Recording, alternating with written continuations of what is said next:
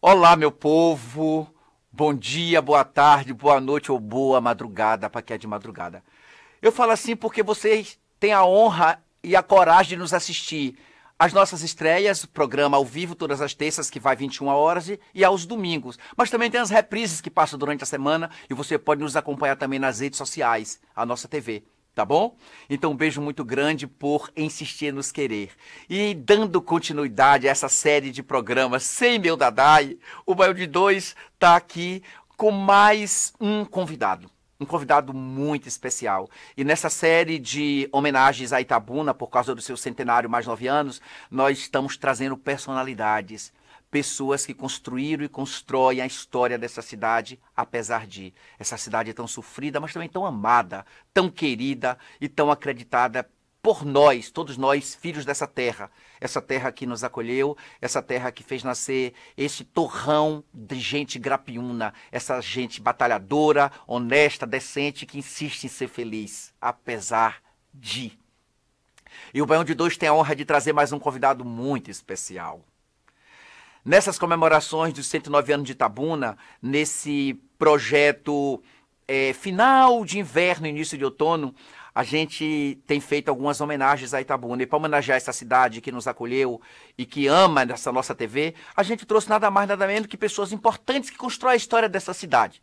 Enquanto o Dadai não volta com as suas matérias internacionais que ele está fazendo, a gente vai tocando com esses nossos convidados, fazendo esse baião de dois, com esse tempero, com esse gosto, com essa pitada de sal, tempero, amor, poesia, informação, risos, lágrimas e emoções. E eu vou trazer hoje uma convidada que vocês vão ficar apaixonados. Para você ter ideia, de uma cajadada só, eu matei vários coelhos e várias pessoas importantes. Vocês lembram daquele programa que eu fiz com tia Edith, aquela senhorinha de 98 anos? É tia da convidada de hoje. Pois é, e a convidada de hoje é filha do casal do último programa, seu Abel. Lembra aquele casal maravilhoso? A convidada de hoje é filha desse casal. E é também sobrinha de tia Edith, aquela primeira convidada daquele programa e desse outro programa que os pais dela fez que bombou. Eu quero trazer para vocês uma pessoa muito especial, mas que vai bater um papo sobre uma doença que está sendo uma epidemia. Hoje é tido como pandemia, inclusive. Para vocês terem ideia, 2% da população mundial tem glaucoma, que é uma doença silenciosa, é uma doença muito perigosa, e é uma doença que você, sem perceber, quando vai enxergar, já não enxerga mais. Então eu vou trazer para bater um papo aqui sobre glaucoma a nossa querida doutora Viviane. Ela é oftalmologista daqui de Itabuna, ela também é professora da UESC, ela é professora também dos médicos residentes da DEORC, e assim, vai bater um papo assim sobre nós, sobre o que fazer, quais os males, quais as consequências, o porquê, para Baião de Dois também formar para vocês coisas também como, não é a dica do médico, que o nosso programa, a intenção não é dar dica de saúde, mas é bater um papo sobre um problema tão sério e que tem muita gente passando por esse problema, tá bom? Então a gente vai aqui para o intervalo e logo logo a gente volta com a nossa convidada muito especial, doutora Viviane.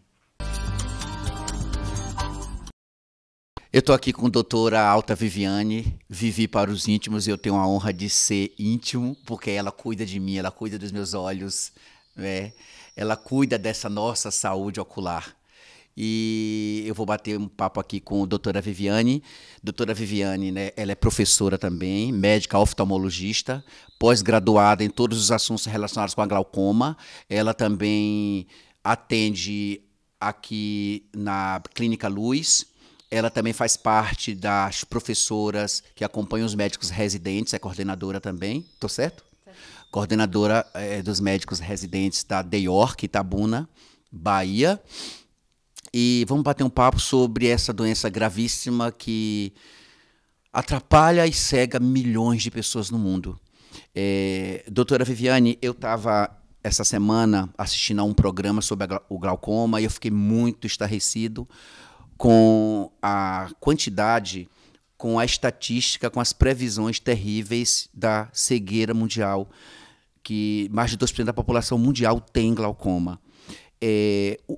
Para o povo entender, qualquer pessoa de qualquer idade, de qualquer classe social, o que é o glaucoma, doutora, por favor? Bom dia, primeiro. Glaucoma é uma doença que atinge o nervo óptico. O nervo óptico é o nervo principal da visão. E, em geral, é uma doença muito lenta, progressiva. A pessoa não se dá conta de que está perdendo a visão. Por isso ele é chamado o, entre aspas, ladrão da visão. Ou sorrateiramente ele vai afetando a visão da pessoa. Porque nossa acuidade visual, a gente tem a visão central, que a gente olha para frente e foca as coisas, e a gente tem a visão periférica. Na visão periférica, é essa visão que é afetada e que as pessoas não se dão conta. Ela é preservada até o final, então a pessoa não se dá conta de que está ficando cego. E como você falou, que é uma coisa que assusta, realmente, a previsão da Organização Mundial de Saúde é de 80 milhões de cegos neste ano próximo, 2020, no mundo todo, e cerca de 112 milhões para 2040. Então, é quase que uma epidemia mundial, porque justamente por ser uma cegueira irreversível, a primeira causa de cegueira seria a catarata, mas a catarata ela é reversível porque a pessoa opera, retira o cristalino que está opaco, que perdeu a transparência, e volta a enxergar. No glaucoma, não. Como eu falei inicialmente, a lesão é no nervo da visão. Então, lesão neural, infelizmente, não tem recuperação. Tem tratamento quando se descobre, né, e trata adequadamente. Doutora, explica aí para o nosso ouvinte qual é a diferença da pressão ocular para a pressão arterial, porque as pessoas pensam que a pressão arterial vai influenciar na pressão ocular. Eu também não sei, eu não sabia até que passei a me tratar com a senhora. Qual é essa diferença e o que é um e o que é outro? O que é um e o que é outro não, o que é a pressão ocular? A pressão arterial, a pressão intraocular é uma pressão que é dada, né, pela produção e escoamento de um líquido que a gente tem no olho, chamado humor aquoso. Então, esse humor aquoso ele é produzido, ele circula, ele nutre e ele tem que ser drenado. Quando ele se acumula, leva a um aumento da pressão dentro do olho, porque o olho é uma câmara fechada, não tem para onde esse líquido escapar, a não ser por esses canais de drenagem. Fazendo um comparativo assim bem mais simples, seria como uma pia que está cheia de água e que o ralo está entupido. Então, se o ralo está entupido, a água que está dentro transborda, né? No caso de pia, ela transborda para fora. No caso do olho, ela leva a um aumento da pressão. E essa pressão intraocular é que leva ao dano no nervo óptico, que leva à neuropatia que eu falei. Então, foi interessante você perguntar, porque a pressão ela não é sinônimo de glaucoma. Nem todo mundo que tem glaucoma tem pressão elevada. Existem alguns casos de chamado glaucoma de pressão normal, mas, em geral, o glaucoma acontece nas pessoas com cursa, né, ou simultâneo com pressão intraocular elevada. Doutora, eu estava também vendo na matéria, que também me espantou, em média de 46% dos homens, eles perdem mais a visão porque eles não vão ao médico. Não vão ao oftalmologista. A senhora acredita que isso qual a causa disso? Dos homens serem mais cegos que as mulheres, dos homens não procurarem os médicos? Por quê? É por ignorância? É por falta de informação? É por machismo? É por quê? A senhora que estuda isso. Eu acho que é algo mais cultural mesmo, tá? Não existe essa prevalência de sexo para glaucoma. Tanto o sexo feminino quanto o masculino tem igualmente a mesma chance de desenvolver a doença e de ser acometido dos problemas que a doença traz. Mas como você trouxe no início, o que acontece é que o homem ele se preocupa, entre aspas, menos com a sua visão. Ele é mais rebelde, ele não quer usar os colírios, ele vai menos ao médico. Quando vai, normalmente a gente fala, foi a sua esposa que o trouxe, né? Porque realmente o homem tem mais dificuldade. Não sei se pela questão de... E os que chegam chorando na sua sala, como eu cheguei. Esses aí a gente acalenta e diz que tudo tem jeito na vida. Tá bom. Vi, só eu posso chamar de Vi, viu, Dadai? Você não é íntimo dela, tá bom? Só eu. Jailton pode chamar de Vi, de Vivi. Eu sei que você vai enlouquecer quando ver essa matéria, quando assistir essa matéria, mas fique lá que eu fico por cá. Vi, olhe bem, por que os negros tem maiores probabilidades de ter essa doença chamada glaucoma? Essa é uma pergunta muito interessante, porque a raça negra, né, ela tem estruturalmente, anatomicamente, um disco óptico, digamos assim, já inicialmente menos preservado, escavações grandes, tem córneas mais finas. Geneticamente, eles têm mais probabilidade de terem a doença. Quando acontece, em geral, acontece mais cedo e são mais graves. Menino preto sofre, viu? Imagine, é brincadeira. Olha um negão dele, por que preto sofre desse jeito? Isso assim, no nosso mundo ocidental, né? No mundo oriental, você tem japoneses com a predisposição muito grande de glaucoma de pressão normal. Então, não é exclusividade da raça negra. Né? O glaucoma de primário, que a gente chama de ângulo aberto, é mais comum nos negros. Glaucoma de pressão normal é mais comum em orientais. Glaucoma de pseudosfoliativo é mais comum em pessoas brancas, né, e nórdicas. Então, tem vários tipos de glaucoma que afetam, digamos, raças mais específicas. Então, no nosso caso, como a gente tem uma população muito miscigenada, o nosso sangue, graças a Deus, é negro também. Uhum. Então, a gente tem essa possibilidade de ter glaucoma primário de ângulo aberto mais frequentemente. Rapaz, essa doutora dá um show. Essa doutora dá um show, é tanta coisa. Olhe bem, a gente vai para o intervalo e volta já já com não com a doutora Viviane, mas com a professora Viviane, com a amiga Viviane, com a filha Viviane, tá bom? Até já. Vamos tomar um cafezinho.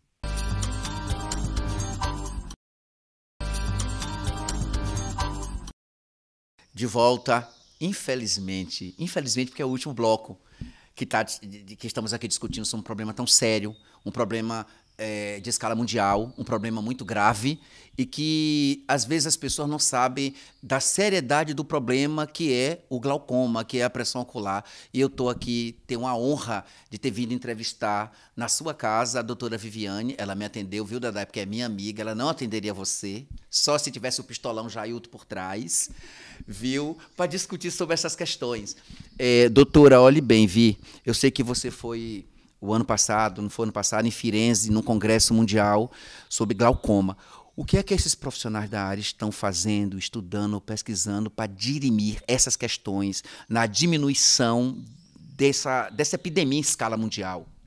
Excelente pergunta. Esse congresso foi um congresso assim, muito importante, porque o Congresso Europeu é um congresso que envolve pesquisadores de vários locais, né? Ele foi realizado lá em Firenze, e muita pesquisa em nível de células-tronco, ainda em estágio inicial, né? Porque, como eu falei, como é uma neuropatia, você trata o nervo, mas a conexão nervosa que é no cérebro, a gente enxerga cá atrás, na realidade, né?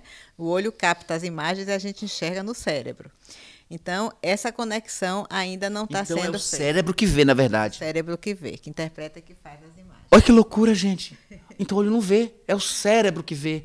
O olho capta as imagens, vai para a retina tem os primeiros neurônios, né? Essas são os fotorreceptores, as células ganglionares, enfim. E depois ela faz o trato óptico, o nervo óptico, trata e vai para o córtex occipital.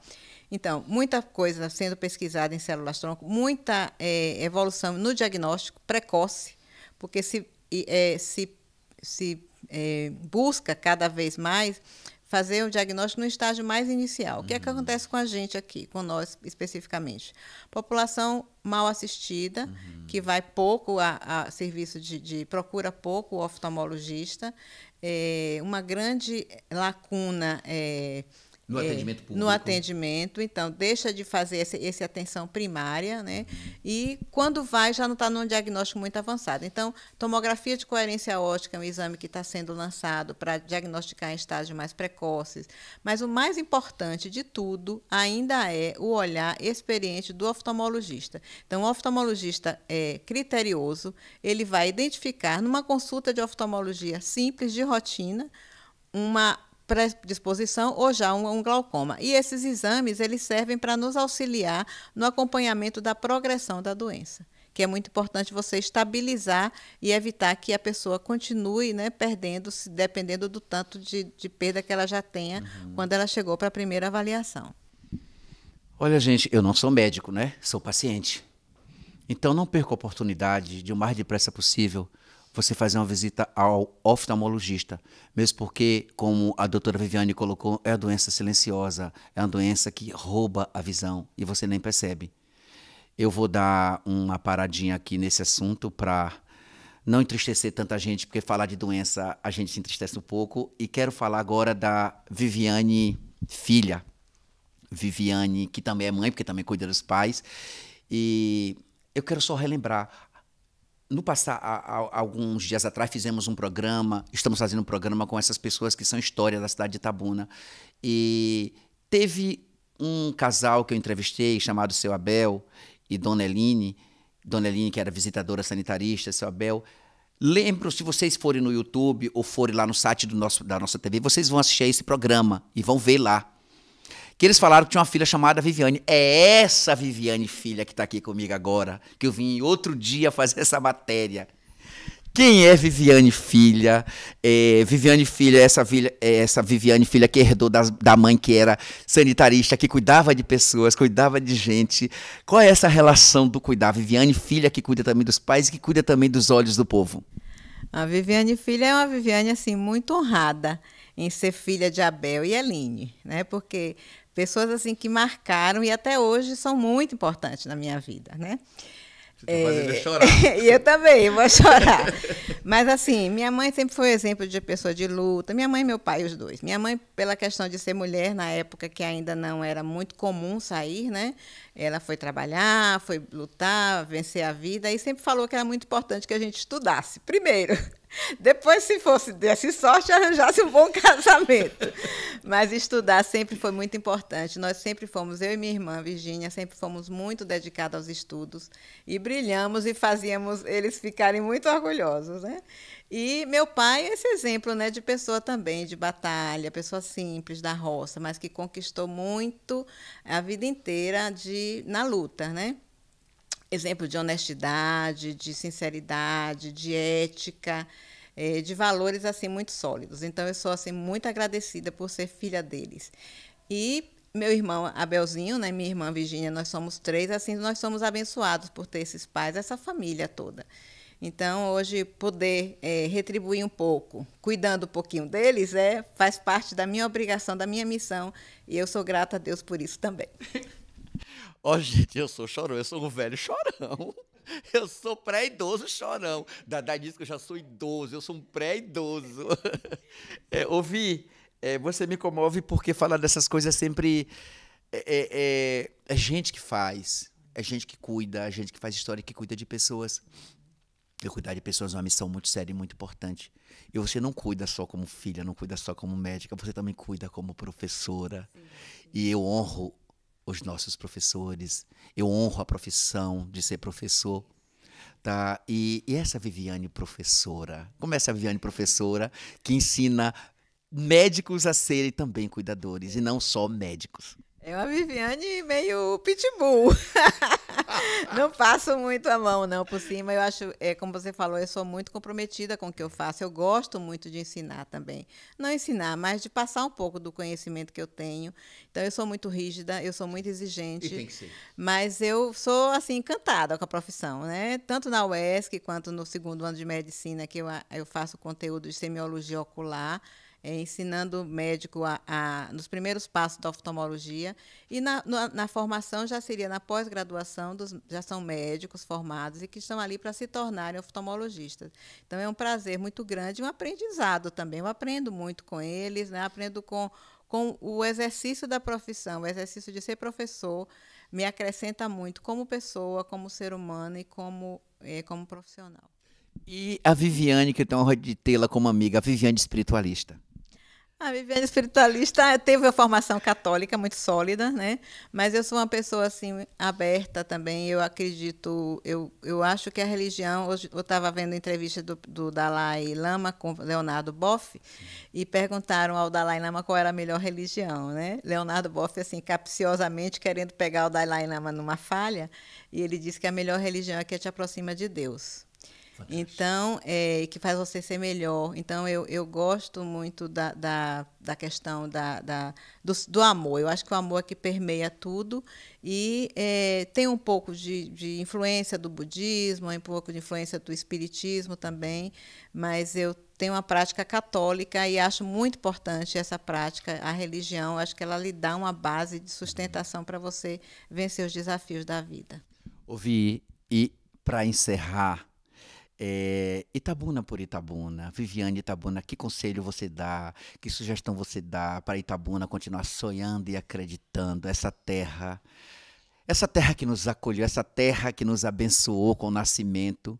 Então, para encerrar, aproveite esse minutinho seu de Viviane por Itabuna, de Itabuna para Itabuna. Bom, Itabuna é a minha terra natal, né? Eu sou assim extremamente grata de ter nascido nessa região. Me entristece um pouco ver como Itabuna está, né? Itabuna poderia estar numa situação muito melhor, porque tem pessoas capazes, pessoas que gostam daqui, né? Eu acho que Itabuna precisa de uma gestão mais eficiente, profissionais que fazem a questão pública mais comprometidos com o ser itabunense. Itabuna merece mais. Eu quero, assim, agradecer a você, Vi, minha amiga, meu amor, meu coração, a minha médica que cuida de mim, da minha vida, da minha saúde, da minha alma. Isso muito me honra. O Baião de Dois está aqui na sua casa. E, assim, me despeço de vocês com essa temporada de Baião de Dois itinerante, 109 anos de Itabuna. Um beijo e até o próximo programa.